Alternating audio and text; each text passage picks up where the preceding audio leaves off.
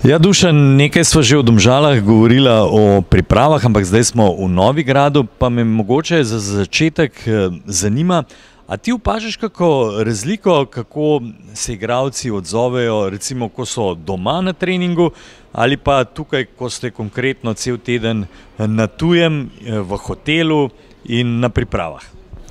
Ja, na prvo žogo bi pričakoval, da je velika razlika. Najprej dobrodošli, da ste nas prišli obiskat in da posnamete te utrinke, ki se dogajajo zdaj znotraj ekipe.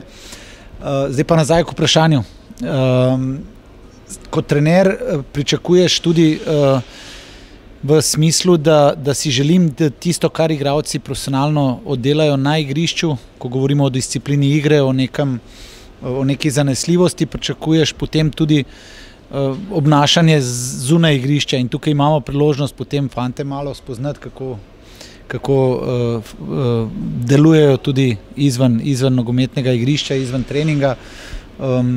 In moram reči na prvo žogo, da bi fante pohvalil, da smo se zmenili za neka pravila obnašanja, kar je normalno za priprave in zaenkrat ni nekih pripomb z moje strani in strani strokovnega štaba in pričakujem, da bo tako tudi ostalo, pa da ne bomo preveč resni, poskrbimo tudi med seboj za neke trenutke, mogoče nekega heca, tako da ni samo vse smrtno resno. Zdaj, če greva kar tehnično, Domžale so na koncu v zadnjem delu zelo lepo izgledale, tudi dosegle nekaj lepih rezultatov. Verjetno si kot trener želiš, da bi tako nadaljevali, a je težko držati to kontinuiteto? Ne, ravno o tej stabilnosti smo se pogovarjali z fanti. Seveda nekaj časa rabiš, da se spoznaš, da postaviš neka pravila. Moja želja je pa, da ta pravila ne bojo samo strani strokovnega štaba oziroma vodstva kluba, ampak da fantje ponotranijo neke zakonitosti obnašanja in zakonitosti igre, ki se pa seveda razlikujejo od trenerja do trenerja in ja, mi smo uspeli v zadnjem obdobju pokazati neko sliko igre, ki je bila spodobna.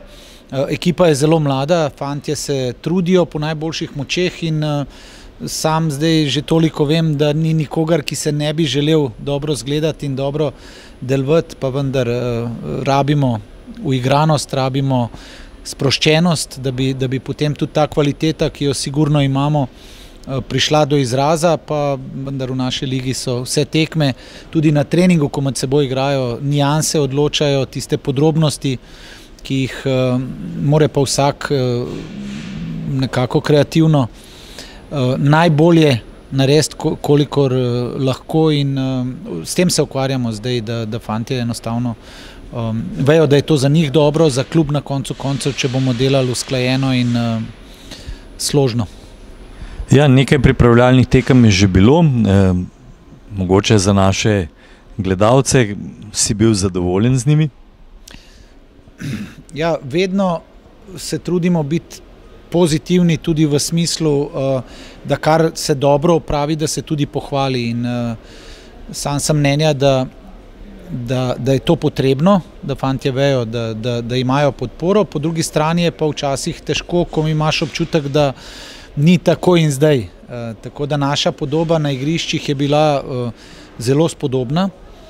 Imeli smo veliko discipline, mogoče to ni za širšo javnost, ampak za nas kot strokovni štab in kot klub in tudi sami igralci se zavedajo, da nihče od teh nasprotnikov nas ni nadigral. Imeli smo svoje momente, pa vendar rezultatskega uspeha ni bilo takšnega, kot smo si mogoče zaslužili ali bi si želeli. In tukaj moramo zdaj tudi narediti premik tudi iz prvega dela sezone, da tiste tekme, ki so nekako blizu si, da jih enostavno izkoristimo tisto, kar si priigramo in potem, da smo tudi veliko bolj rezultatsko uspešni.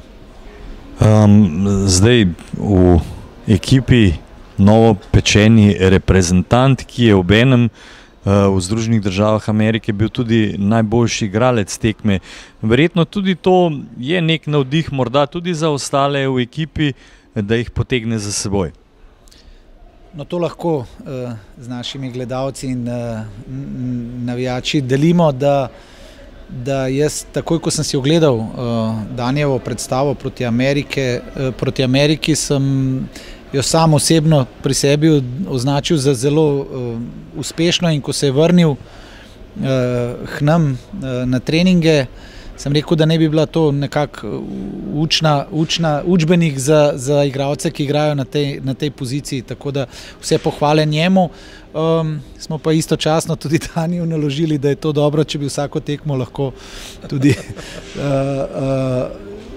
približal se podobni ravni, tako da ja, odlična njegova predstava in predstava vseh reprezentantov, in nekaj podobnega si tudi mi z Domžalami želimo.